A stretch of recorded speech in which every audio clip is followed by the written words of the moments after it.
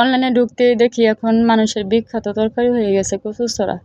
যাই হোক, মানুষ দেখি পাঙ্গাস মাছের মাথা দিয়ে মানে রান্না করে। আমিও আজকে একটা লাড়া দিব মাছের মাথা দিয়ে, দেখি কীরকম লাগে। আজকে ফার্স্ট টাইম আমি রান্না করছি পাঙ্গাস মাছের মাথা দিয়ে। তো আসসালামু আলাইকুম, কেমন আছেন সবাই? সবাই ভালো আছেন? আলহামদুলিল্লাহ, আমি অনেক অনেক ভালো আছি। তো এই ছড়াগুলো আমি নিচে রান্না করার জন্য এত ভালো ছিল, বড় বড়। আমি ভাবছি যে হয়তো মনে হয় সিদ্ধ হবে না বা খারাপ হবে ভিতরে, কিন্তু না, আর অনেক সুন্দর। এইগুলো আমার আম্মু দিছে, অনেক ভালো আর কি। যাই হোক, ফ্রি জিনিস সব জিনিসই ভালো।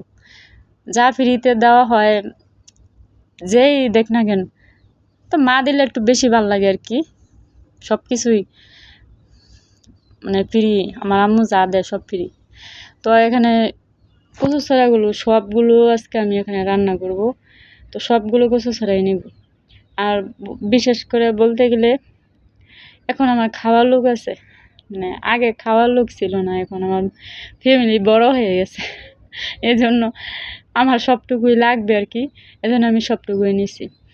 আর সত্যি কথা বলতে আমি কচু ছড়া আজকে প্রথমবার পাঙ্গাস মাছ দিয়ে রান্না করতেছি।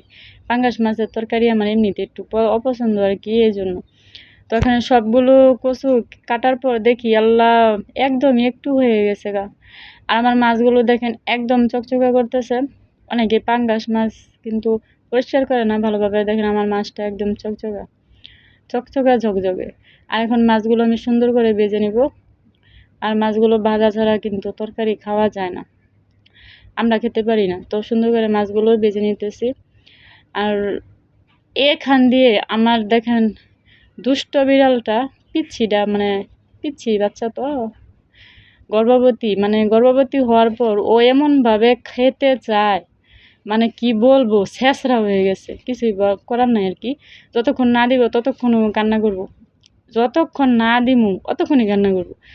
বাটির মধ্যে যদি থাকে ওটা মুখ দিব না, কিন্তু যতক্ষণ না দিব ততক্ষণই মুখ মিশায় কান্না করব।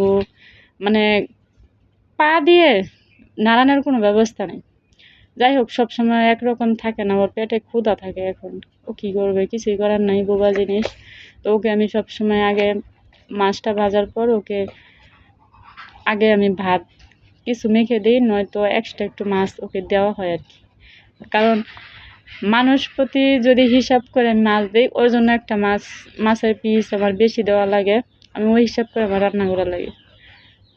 ও ও আমার বাড়ির সদস্যের মতোই হয়ে গেছে প্রথম থেকে। তো আমার তরকারিটা সুন্দরভাবে, আমি কিন্তু ঝোলটা একটু বেশি দিচ্ছি, কারণ ঝোল জাল না হলে কিন্তু তরকারি একটুও ভালো লাগে না। তো এটা জাল করতে করতে একদম তরকারি আর ঝোল এক সমান হয়ে যাবে, এজন্য ঝোলটা একটু বেশি দিচ্ছি। তো দেখেন প্রায় কিন্তু এক সমান হয়ে যাইতেছে, আর একটু হবে, আমার তরকারিটা হয়ে গেছে।